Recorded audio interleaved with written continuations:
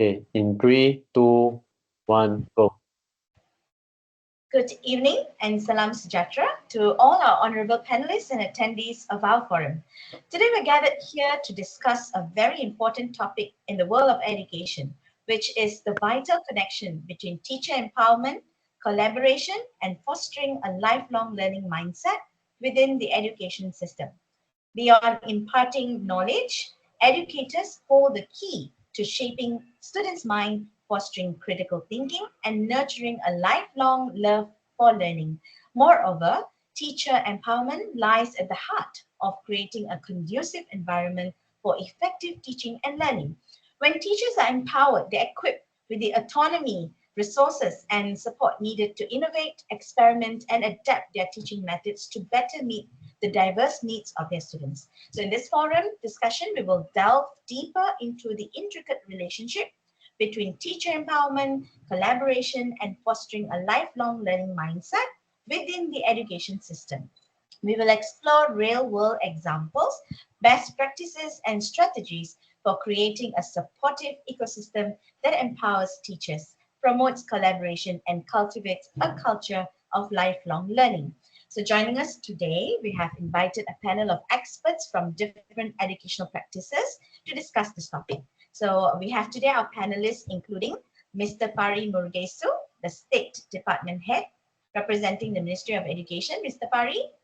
Hi, hello. All right, and Madam Nada from the Division of Curriculum under MOE as well. Yeah, hi. Hello. Miss Yvonne, a lecturer from a teachers training institution. Hi, everyone. Miss Nurul Huda, a university lecturer at Sunway University. Hi, everyone. And last but not the least, Mr. Chan Boon Sheng, a teacher at SK Bukit Tinggi. Okay. Hi, everyone. All right, and I, Audrey Christie, will be the moderator for this forum today. So let us start from our first panelist, a teacher responsible for educating primary level students in a government school. What is your take, Mr. Chan, on teacher collaboration in enhancing school effectiveness? Please share your insight on this. Thank you. Okay, thank you, Audrey. Good evening, everyone. I'm delighted to be part of this forum discussions on school effectiveness and improvement, focusing on how teacher collaboration and professional development can enhance the position of our schools in Malaysia. My name is Chan Boon Seng, and I'm a teacher at a Malaysian government school, SK Bukit Tinggi. Today, I will share my insights on the importance of teacher collaboration and professional development in achieving these goals. Teacher collaboration is a cornerstone of school effectiveness. When teachers work together, they share best practices, resources, and support each other in addressing challenges.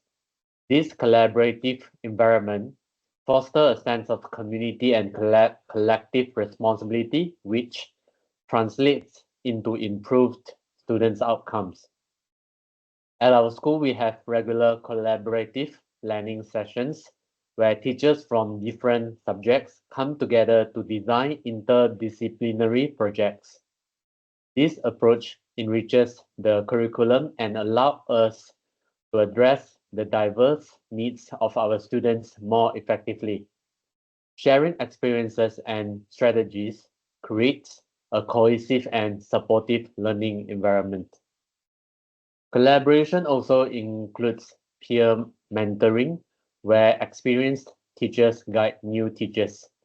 This mentorship program has been instrumental in building confidence and competence among our teaching staff. It's nice to hear that teachers in your school, Mr. Chan, are given the avenue and opportunity to collaborate this way, to have a supportive learning environment.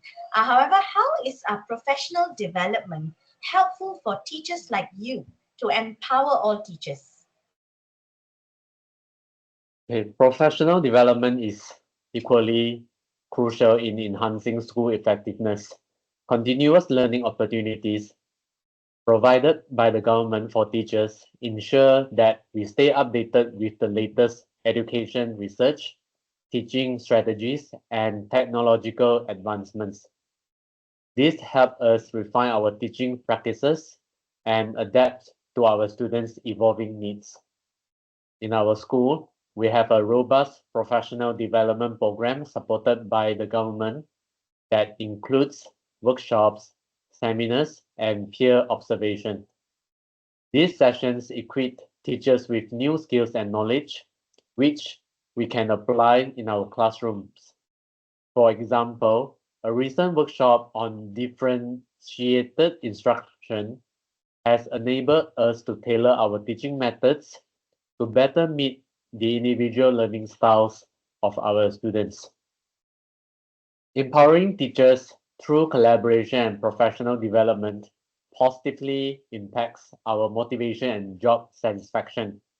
When teachers feel valued and supported, they are more likely to be engaged and committed to their work. This leads to higher levels of students' engagement and achievement. Research shows that schools with strong professional development programs and collaborative cultures tend to have higher teachers' retention rates. By investing in our professional growth and fostering a collaborative environment, we are improving our practice and contributing to the overall effectiveness of our school. In addition to professional development, teacher empowerment involves providing opportunities for leadership and decision making. At our school, teachers are encouraged to take on leadership roles in various committees and projects. This enhances our professional growth and allows us to contribute to schools' strategic planning. The benefits of teacher collaboration and professional development extend beyond the teachers themselves to our students. When teachers are well prepared and work together effectively, students receive a more comprehensive and engaging education. Collaborative teaching practices such as team teaching and cross-curricular projects provide students with diverse perspectives and richer learning experiences. Professional development programs that focus on student-centered teaching strategies, such as inquiry-based learning and project-based learning, empower students to take ownership of their education. These strategies promote critical thinking, creativity, and problem-solving skills, essential for lifelong learning and success in the 21st century. In conclusion, teaching, collaboration, and professional development are vital components of an effective school. By working together and continuously developing our skills, we can create a supportive and enriching learning environment for our students. Let us commit to fostering a culture of collaboration and lifelong learning in our schools, ensuring that we provide the highest quality education for all our students. Thank you. Thanks, Teacher Chan, for your vast insights on areas that are crucial to an effective school and also ways to empower teachers like you to increase your passion and desire to do more for our future generation. So do continue to spread the spirit of lifelong learning to your students. Teacher Chan also mentioned many factors that actually will also retain school teachers, which is a major challenge for the management of private institutions especially, which is a worrying issue in this less rewarding profession. So now let us move on to our next panelist, Ms. Yvonne Chan, a lecturer at a teachers training institution. Ms. Yvonne, how important do you feel it is that the school management supports professional development of teachers, including the old generation of teachers who have little or none professional development since they graduated from teaching school? Please share your insight with us on this, Ms. Yvonne. Thank you, Audrey. It truly is a pleasure for me to be invited to share my 2 pence worth in this meaningful forum. And thank you, Chan, for the insights. While expanding on the United Nations 4th SDG, which aims to ensure inclusive and equitable quality education and promote lifelong learning opportunities for all, it is clear that in every classroom, the primary focus is on fostering inclusive and equitable learning for students. Now, as leaders, we must also examine ourselves. The question is, how often do we offer this same inclusive and equitable treatment to our teachers? It is important that students are not the only people learning in any school setting. Providing teachers with an equal opportunity to lifelong learning is equally important.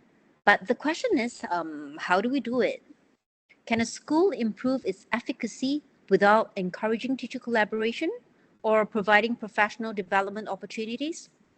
And then another question is, can it thrive and improve without establishing a culture of collaboration and ongoing professional development among its teachers? Chan mentioned the importance and benefits of regular collaborative planning sessions, and these are so important.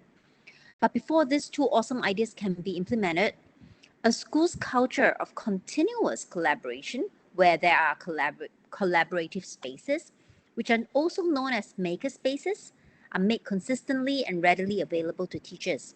Now, these spaces actually build trust and collective responsibility, moving away from dated, rigid systems to more dynamic, community-driven approaches. Now, these spaces also allow teachers to meet and discuss challenges regularly to help them find solutions. Now, there's a growing recognition that when teachers gather around a common vision and joint commitment to transform, more meaningful and long-lasting results are observed. Now, the reason behind better results is actually due to the fact that when teachers have focused discussions, they develop social capital, which then in turn strengthens their professional decision-making abilities in the classroom.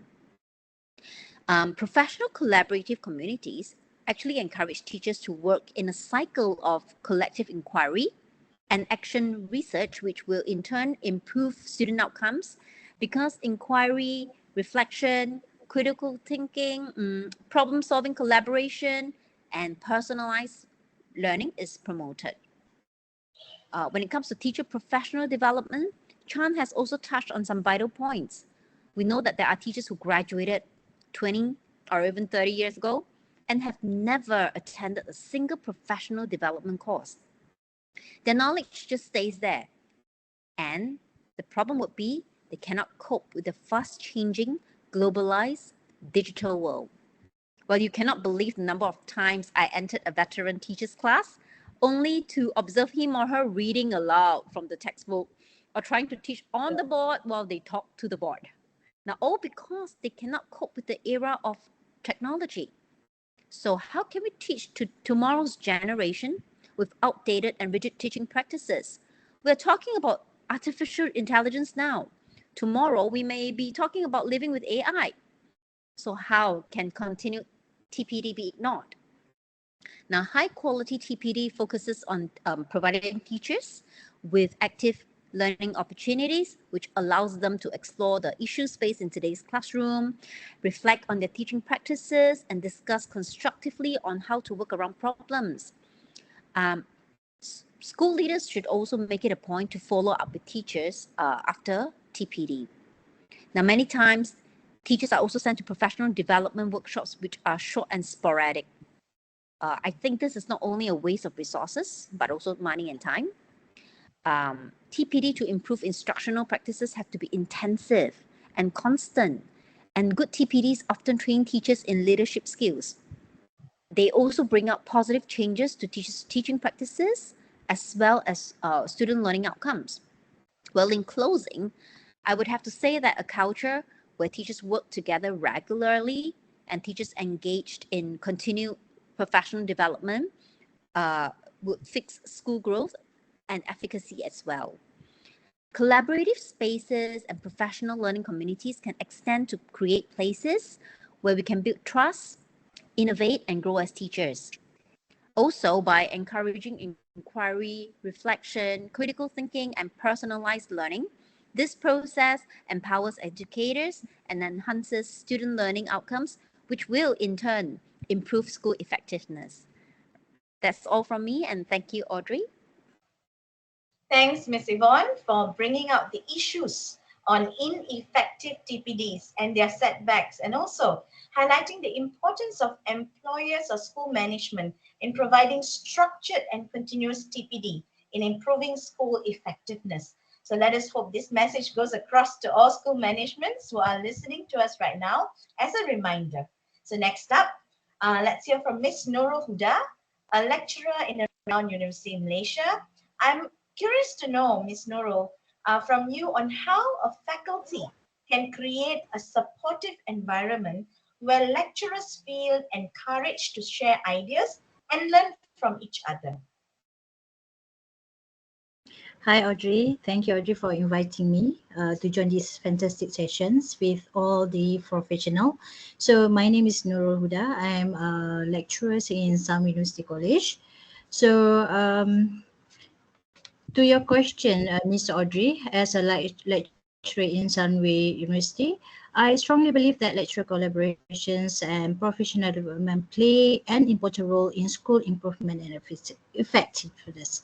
Yeah. Lecturer collaboration and professional development are interconnected concepts, crucial for enhancing teaching effectiveness and improving the overall education environment in higher learning institutions.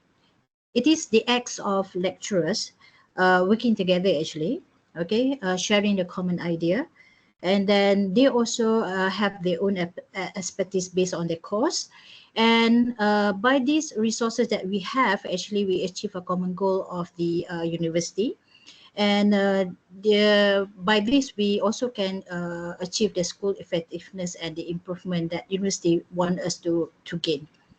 So in the university, lecturer will collaborate into designing the curriculums, lesson planning, as that is our major roles, and instructional delivery for the course that should be aligned with the curriculum design and to ensure the smooth operations of the whole university. For me, okay, when I teach in uh, Sunway University. Actually, we have a lot of subsidiary company under Sunway itself. So the cross-teaching subject lecturers that we work together, actually they need to work together to plan a lesson plan, or we can hire or we can ask the subsidiary company to help us to come up with a better learning outcome for our student to learn. Mhm. The professional development encompasses the ongoing learning and growth opportunity that lecturer engage to enhance their knowledge, skill, and teaching practice. So to improve lecturer development, the department needs to have peer observations, where actually we in the same course we can ask other lecturer to come in and give some feedback throughout the teachings and improve if, let's say, the teachings lesson plan is a bit outdated and everything, so we have to update on that lah.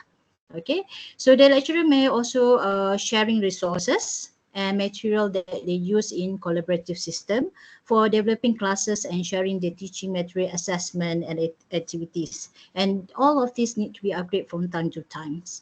So they also can work lecturer. They are lecturers with the department heads and dean. We going to have to engage into the ongoing discussions with reflections on teaching and learning with colleagues to improve professional development, at the same time participate in learning communities, which is with all the parents and all the partner in the system. Mhm. Okay, so Ms. Nurul, you mentioned something about leveraging each other's knowledge in your sharing above. So, which is actually a very beneficial point to help update each other on the latest trends, information, and changes in all related areas of studies. So that's enlightening because everybody knows different things, right? So it's good to share and leverage on each other's knowledge. But also interested to know, what are the benefits of cultivating a lifelong learning mindset among lecturers in your educational setting? And what do you think is a desirable school culture as I believe creating a positive school culture involves fostering an environment where students, teachers, and staff feel safe, respected, supported, motivated to learn and grow. So is that achievable, Ms. Nurul? To your question, yes, it's achievable. As a lifelong learning journey has a significant impacts on the next generation learner due to the lecturer being viewed as a role model and the way of setting mindset of growth. So when we talk about the lifelong learning, actually is the initiative of the individual lecturers set to improve themselves. So actually, this one also will help the academic to achieve objective and goals set by the institution collaborations, which is in term not only for the financial. Okay, they also can give the better view of collaboration into the students, where students learn better into the setting. Okay, student may inspire and have a strong motivation to expand their life journey as their mentor. If your lecturer as a mentor is very good, and then your student also going to set up better than your lecturer. So I always tell my student, so you have to be better than me. So make sure that you be somebody outside there. So by demonstrating their commitment these improvements, lecturers show students that learning is a lifelong journey. So this foster resilience and encourage students to embrace challenges and opportunity for them to grow. So in Sunway University College also, we through the lifelong learning experience, actually university asked the lecturer to improve their experience by sending them to the outside industry. So they also give merit to lecturers, okay, in terms of publications. So they need to come up with the article, publication, research journal to improve themselves at the same time. So when the second question, the best school culture to enhance school improvement, well, to me, favorable school culture in a higher learning institution, on the other hand, often referred as the academic culture. Okay, yeah, which is play a critical roles in shaping the student experience and overall success of the institutions. Is encompass the shared value, belief, attitudes, and also behavior that permeates all the aspect of university life. The strong school culture for improvement and effectiveness in higher learning institutions might include the collaborative learning environment with the involvement of faculty, that share governance, interdisciplinary collaboration, and also lecturer review and supports. So in conclusions, lifelong learning helps supporting faculty professional developments, opportunities, and encouraging them to embrace ongoing learning, which is in return, they set a positive example for students. So this is all my point for the for lecturer in Sami University. Thank you very much, Ms. Audrey. Okay, thank you, Ms. Nurul. Those were some vast enlightening factors discussed there to cultivate a growth mindset. Because when we talk about lifelong learning, we have to have this growth mindset term. It's quite famous right now. Okay, when the lecturers are in the same mindset, the students follow and permeates that mindset as well. So we call it a growth mindset. It is a belief that one can learn and grow throughout a lifetime, and it's so crucial in today's world where many are still in the fixed mindset. Okay, that is like it is enough for me, and they're willing to they're really unwilling to change for the betterment for their peers or students or themselves even. So this reminds me of a famous quote by Charles Darwin. It is not the strongest species that survives, nor the most intelligent, but the most responsive to change. So, well, now let's see what the State Department head has in plan in line with the SGD 4 to achieve a lifelong learning culture in our students today. To share with us, Mr. Pari, as we are all interested to know. Thank you. Thank you, Audrey, for inviting me to this TED Talk forum, and it's my pleasure to meet all of you today. Good day to all the esteemed speakers. My name is Pari. I'm from the Selangor State Department Head, MOE. I truly agree earlier with the sharing from Mr. Chan, Ms. Yvonne, and Nurul. I'm not going to touch much about what you have done because you guys are or girls are the expert in your field. I'm going to directly touch about the strategic initiative and policies to achieve the Sustainable Development Goal of the SGD4 with alignment of our National Philosophy of Education here in Malaysia, or we also call it Falsafah Pendidikan Negara, which is FPK, right? Has what Katz 1990 quote, right, instills that for teachers to nurture a love for learning in their students, they must first see themselves as a lifelong learners, right?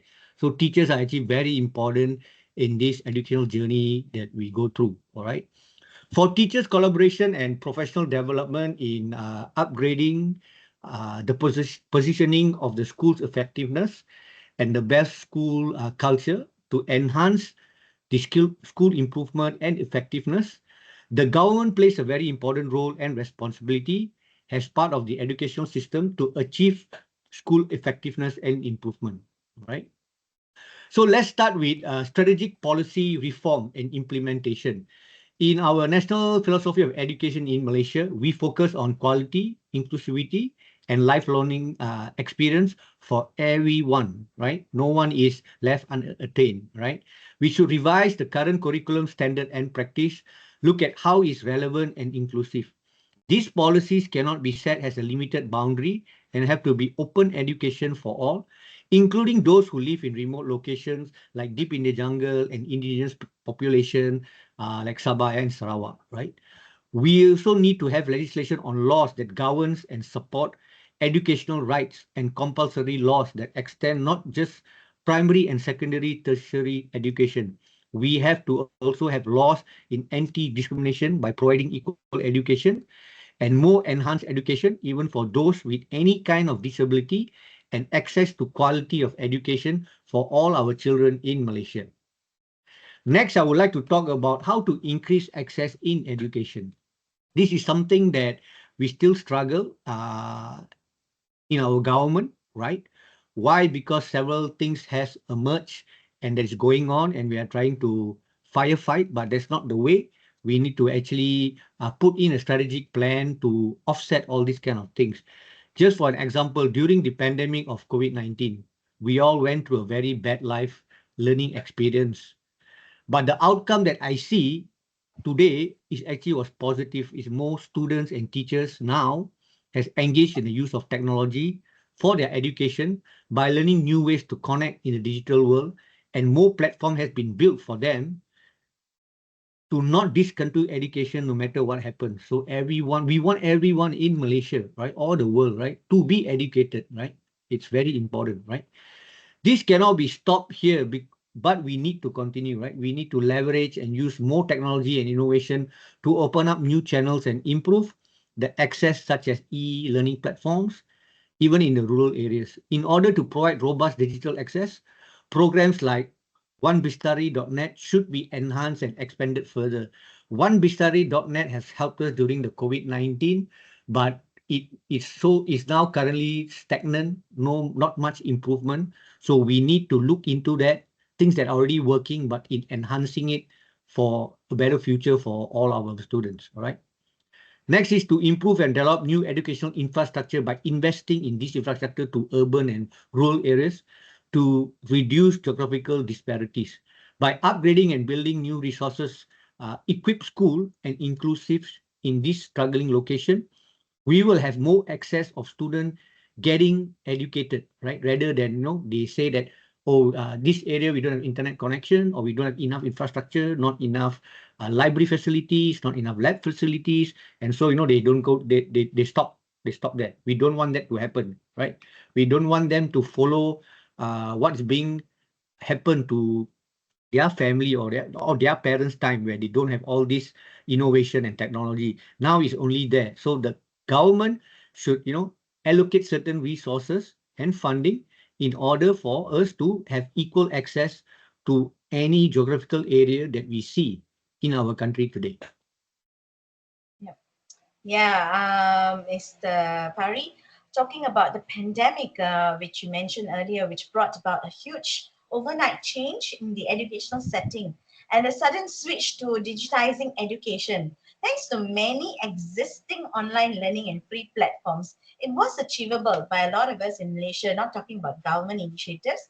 I'm talking about, already existingly available learning platforms. But again, what about those in the rural communities with limited access to internet and to even afford gadgets? Something the government should really look into as a red alert for continuous learning for our future generation. So what do you think, Mr. Pari, that the government should focus on as a State Department head point of view to provide inclusive and equitable quality education and promote lifelong learning opportunities for all by 2030? That's what SGD40 aims to achieve. How do you think this is achievable? Well, in my opinion, right, education should always be affordable to all, right? Providing free education, primary and secondary school, right? Just to stop there, to answer your particular question, right? What the government needs to do is to work with the NGOs, right, or work with other telecommunication bodies, right, who's providing internet and providing good telephone infrastructure. As same as usually if you see at the rural areas, they don't have a proper school or proper lab. These are all can be done by working together with other communities as well. It's very important, right? Those people who have their own businesses come in and support us, because it's a win-win situation in the sense of when community and these businesses come and support us, it's a good thing that when our students graduate, right, they will go and look for a job and they will come back they will give back to you, working in your company and providing what they have learned. All right. Okay. And if you ask me, for university and college, the government should provide more scholarship and grants. Currently, it's quite limited. All right. I believe it's because of the national budget in our country, right? Again, I also say again, we need to strongly work with the community, because community really can help fund us if government can't fund us. And also life experience for students, right? Not forgetting also about international cooperation. We have a lot of bodies in our nation, right? We can share our resources, we can share our knowledge, we can share our pedagogy, our best practices that have a huge impact in the development of world of education. So we can share throughout the world, not only in Malaysia, right?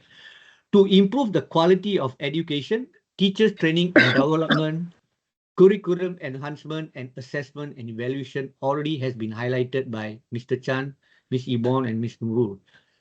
So again, I'm not going to go through that because you guys already spoke enough and it makes a lot of sense. And that is what we supposed to do, right?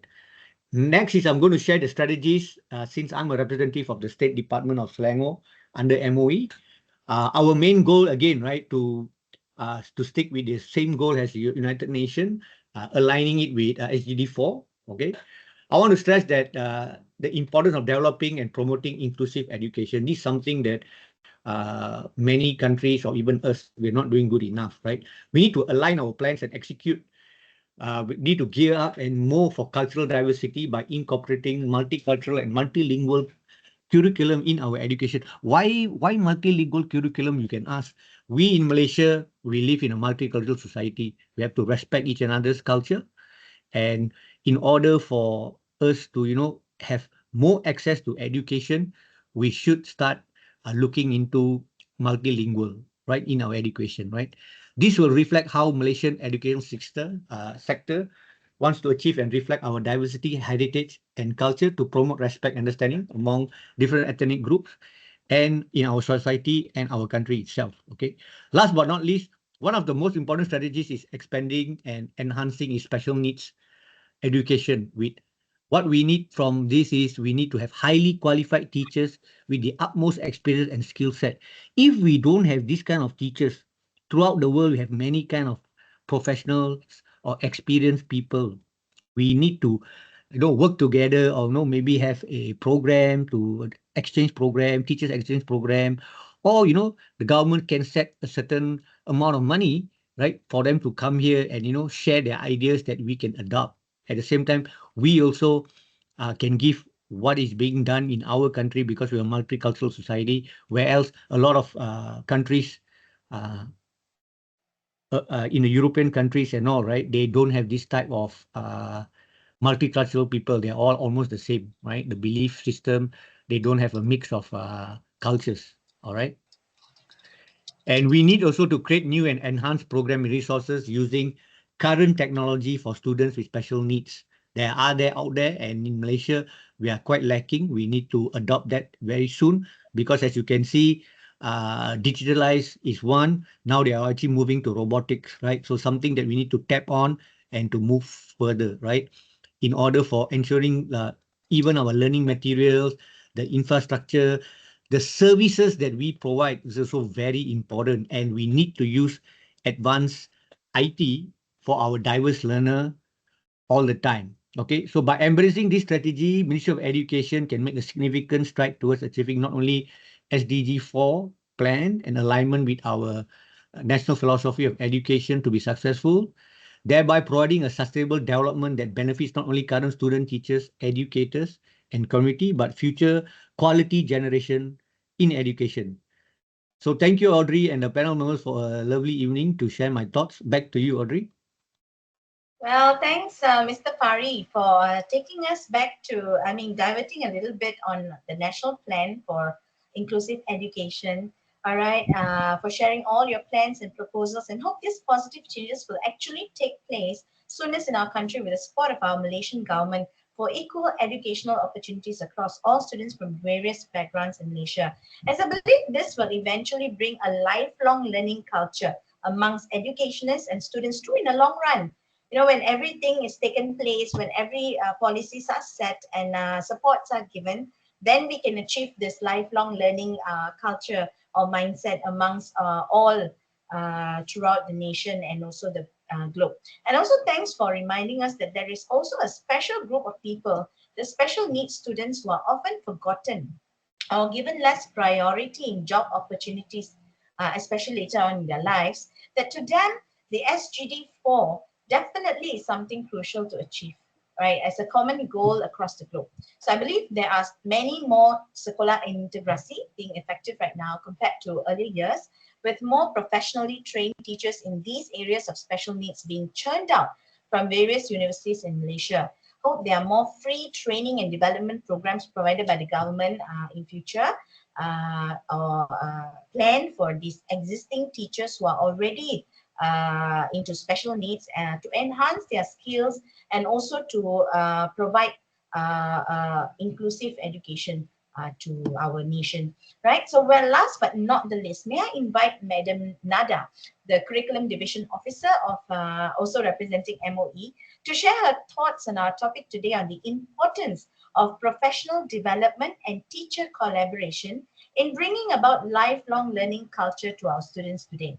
How can schools and their curriculum support this, in your opinion?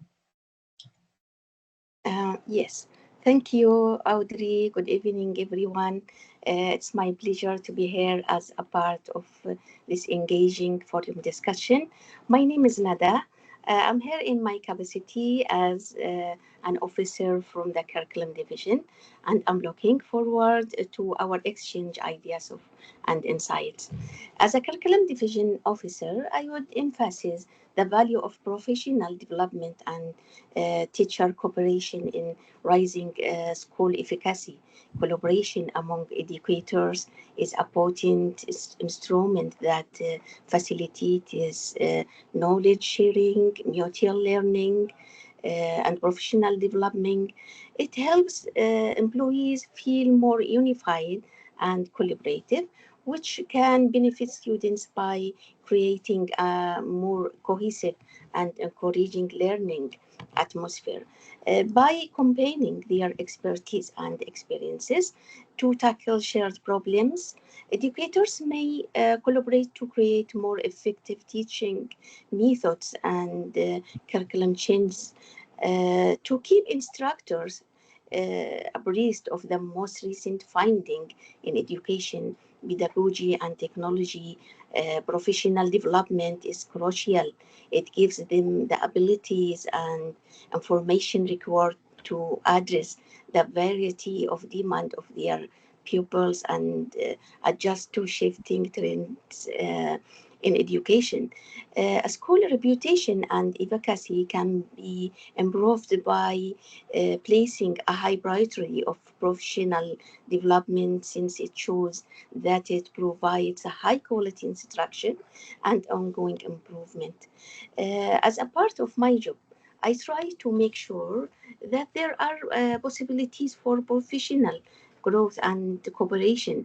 By doing this, I think we empower our teachers and have a good knock on impact that help our kids and school community as a whole. In addition, empowering teachers is essential for fostering creativity, allowing them to choose their own methods, and providing them with tools and opportunities for professional growth. This approach encourages teachers to take responsibility for their job and go above and beyond in their effort to promote student learning. In my opinion, schools should provide curriculum implementation, autonomy, continuous professional development, leadership opportunities, and collaborative culture. This fosters a sense of belonging, shared accountability, and exchange of best practices. To implement these concepts, schools should create professional learning communities, interdisciplinary teams, and peer observation and feedback. These communities allow educators to discuss teaching tactics, evaluate student data, and encourage each other's professional development. I think to overcome obstacles, schools should allocate time for cooperation and professional growth, allocate financial assistance for materials, activities related to professional development, ensure administrative support for teacher professional development, and acknowledge teachers for their effort in creating a supportive school climate. Overall, fostering a culture in schools that value teachers' empowerment, cooperation, and lifelong learning can create a learning environment that benefits both teachers and students. This culture not only promotes school performance and progress, but also equips students to be lifelong learners. That's from me. Thank you, Audrey, and all panel members for allowing me to participate in this lovely forum discussion. Thank you. Thanks a lot, Madam Nada, for your thoughts on the importance of bringing a synergy towards lifelong learning amongst our students with a positive school culture, which includes professional development for teachers and a collaborative learning opportunity. And you mentioned above about providing sufficient funds to allocate for professional development, which is often a gray area for many educational institutions. Or the last thing in mind, as teachers are often given the the responsibility to only teach what's being planned and to produce results at the end of the day. All right. So many teachers get tired of their job and they are dispirited with heavy workloads, thus leaving school just another working space and not a place for to professionally develop oneself. So this is actually a wake-up call, right? If you want to achieve positive learning culture, you want to achieve lifelong learning, the motivation to teachers has to be there. And I believe that when you invest your time and money for these teachers in professional development, this the goal of achieving lifelong learning will be achieved, right? So it is a wake-up call to all educational institutions out there.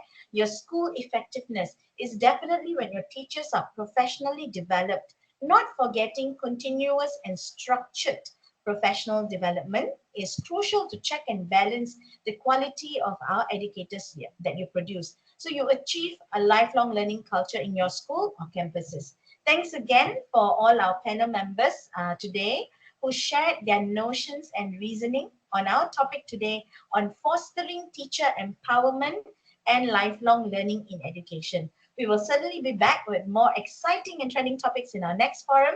Hope today's discussion benefited all of you and opened your minds for a better tomorrow. This is Audrey Christie signing off from here, and have a great evening to all. Thank you. Thank you.